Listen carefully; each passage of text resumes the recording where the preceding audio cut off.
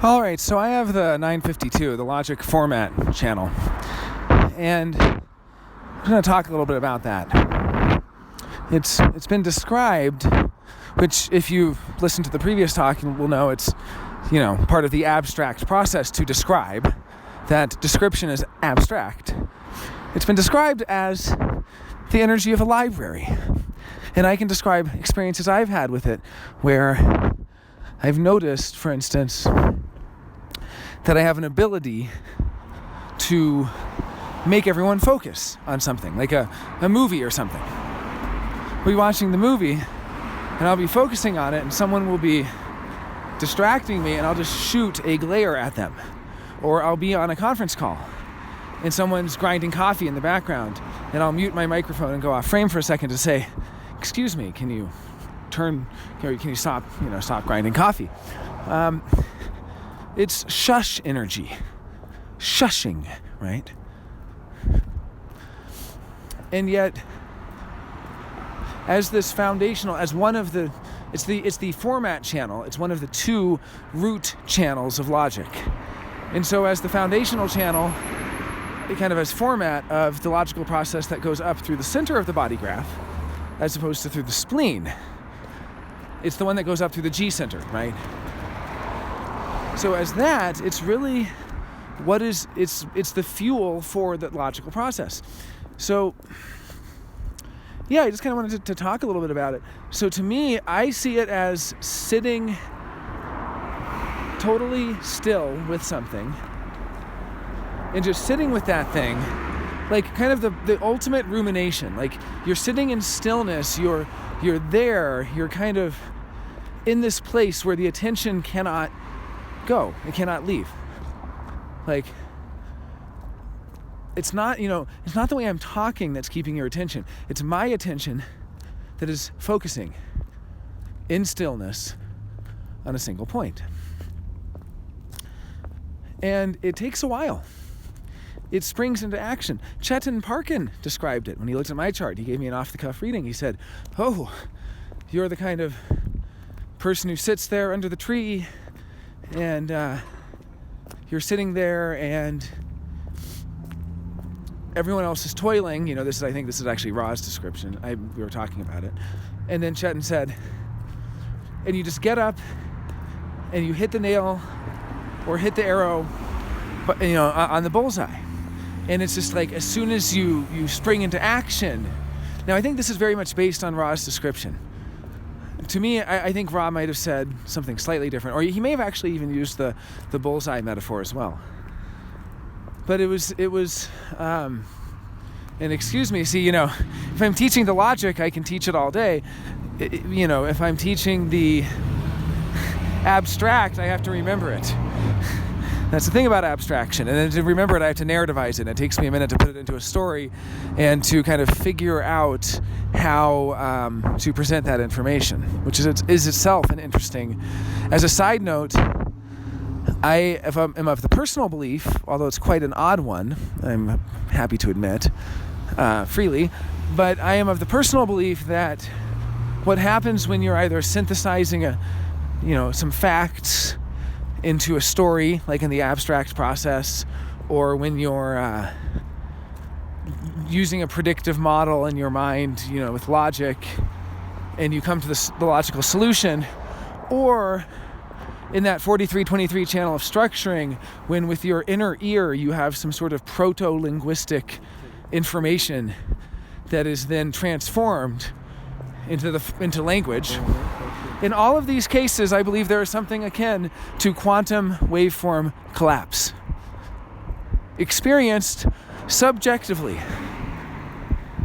And in this regard, I agree with Stuart Hameroff that it is likely microtubules which are the mechanism. Because, as those familiar with modern science will know, there is no evidence of quantum state in humans or in the brain. Quantum state needs much colder conditions. So, the 952. To me, it's sitting in stillness, it's focused stillness.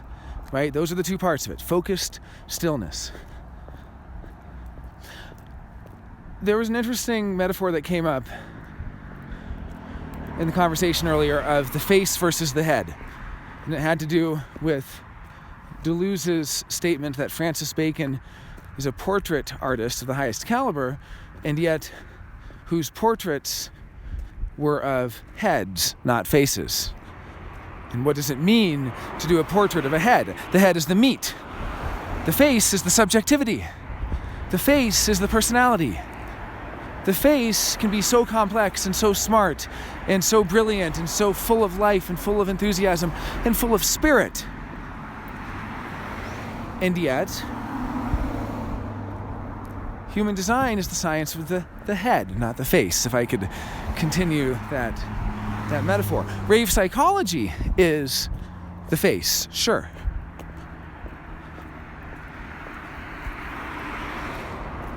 But using that analogy of the face and the head, you're also gonna have it's really it's hard to disconnect the face from it sometimes and to only see the head.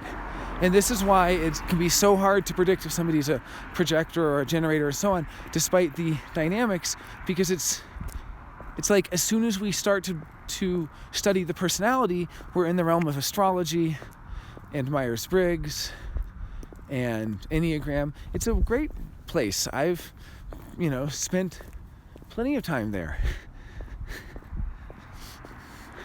So it's not that I don't want to study the personality, and that's what you do in rave psychology, the field of human design dedicated to the study of the personality. And yet, human design proper is the study of the head. I mean, I guess you could say it's the study of the whole thing, the human design system. But strictly speaking, it is the design that is the unique contribution, and then it is the synthesis of the design with the personality that... I shouldn't say is the unique contribution. Obviously, human design itself is a totally unique contribution. Anyone who thinks it's just a rehash of old systems has not studied it. It's not a rehash at all. I mean, even the narrative that it integrates older systems is not entirely correct. It's a new thing. But yeah, so I guess the face versus the head. To me, that's one of the interesting, the interesting things about it is the 952 channel. That 952, it just tells us the head. It just tells us the mechanic. And the mechanic is dead simple. The mechanic is, here's pressure from the adrenaline system, a high pressure system that is the pressure of stillness, but it's stillness that's a pressurized stillness, kind of like you would have with calisthenics where you're flexing your muscles against the air, or like Atlas holding up the earth. Like he's in stillness, but there's pressure. It's the pressure it takes to stay still. When everyone's moving, when everyone's pushing you to go, there's a certain pressure that you can actually exert back, or that you feel internally on yourself that causes you to counter the external pressure. So you're there, 952. You're there in line, you're fumbling for change, there's 8 people behind you, it's rush hour in New York City, they're really annoyed with you. And pressure, go, go, go, high pressure environment, and yet you have the 952, so you have the pressure to stay still. You have the pressure to push back. Nobody can make you move. Nobody can make you hurry up. You have the 952, That's the kind of pressure it is. It's not sitting, they see you sitting there under the tree and they're like, that guy's lazy. But there's a certain energy that's exerted in this stillness. It's not like having 52 otherwise. In which case, if you just have the 52, find some people who just have the 9. You'll have a wonderful time together. Wonderful. You can study and concentrate and get everything done and everything you need because you'll have the focus within that stillness. That's the 9. I have 9 activated 3 times, and it's one of the keys right now in the global cycles. 9 is the key to gate 10, the behavior of the self. And so that's perhaps one reason why I may have some modicum of, if not popularity, at least relevance to this era, because that 9 is part of the code of this era, and everyone alive today has that 9 in their programming from the background frequency, regardless of whether they have the 9 activated in their chart or not. Completely distinct from that, the global cycle backdrop, which is because of the sidereal movement against the annual movement, or what's called tropical movement, and the movements against each other of these, or rather a fixed wheel fixed to the annual cycle, and another fixed wheel fixed to the precession of the equinoxes that move against each other every 25,700 something years, getting back to where they were, starting a new cycle. And because of this study, which, by the way, unlike what true sidereal and some other systems have said, in human design, we already include sidereal. We include it, and in fact, we're right at the end of 22 degrees and, 55, 57 minutes of arc difference. You can calculate it down to the second level if you want to calculate degrees and minutes and seconds. And there's other ways of doing it as well. But in any case, this movement will become exactly 23 degrees on February 14th to 15th, depending where you live in the world, what your time zone is, of 2027. So, right around the Ides of February 2027, it will click into exactly 23 degrees of offset. And at this precise 23 degrees of offset, gate 9 will no longer be relevant. It will no longer be the key to the behavior of the self. Because as I said, in part of the global cycles, gate 9, focus, as I've mentioned, right, part of the 952, the focusing in stillness, gate 9 is the key to gate 10. And it has nothing to do with their proximity in numbers. It's not like gate 10 is the key to gate 11 or something silly like that. It's simply the fact, due to the precession of the equinoxes, the current key to the perennial lock of gate 10, which is fixed to March equinox or something. It's, that's all it is. And I've been calling it the March equinox and not the vernal equinox. I wonder why the guy honked. That was a silly honk. I've been calling it the March equinox because that's the technical name, because of course the spring equinox is in March in the northern hemisphere, and in September in the southern hemisphere. So it's not, to say vernal means spring. I have misspoken in the past and called the March equinox the vernal equinox.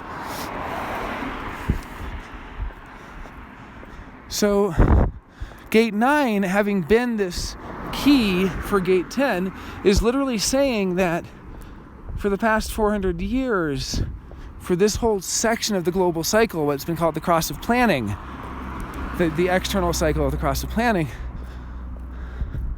it's, for this whole cycle, the behavior of the self, what has been expected. How do you behave in church? How do you behave at home? How do you behave at the dinner table? How do you behave with family? How do you behave with loved ones? You focus. How do you behave in school? You focus. Scary to think what happens on February 14th, 2027, or more precisely, 30 years later, when people born after that are stepping onto their stage of life.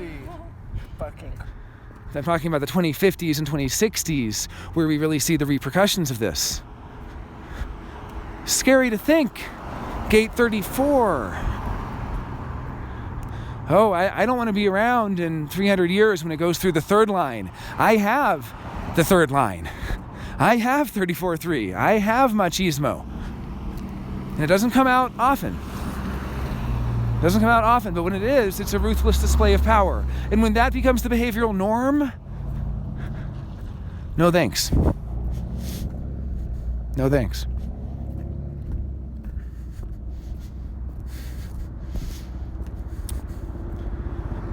Gate 9, focus. With gate 52, stillness.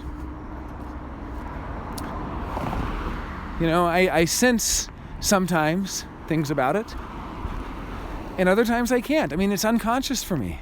Sometimes I think it's as literal as concentrating things together, where if I just let my body do its thing, it will organize all of the pens and all of the lighters and all of the books of matches, and it will organize all of the coins and organize all of the different things, concentrating them together in various little concentrations through the focused effort within stillness, right? It's the 952. It's focused stillness. It's a format channel. It's a format channel, meaning that it's one of those channels that can fill up a room, kind of like the defense circuit can as well, although I think the formats are even stronger in some sense. The format can overwhelm the room. The format can take over the room. There can be competing formats, and then it's a very dense fight for attention. I mean, there are people that have multiple format channels, and so on. But as a format channel, it not only concentrates and focuses, it shares in that. It includes everyone else in that. They all get to focus too. Rob would always say, if you need to do some schoolwork, homework, whatever, well, I might add, if you're a right variable, don't bother. But if you're a left variable, you know, hang out with the 952.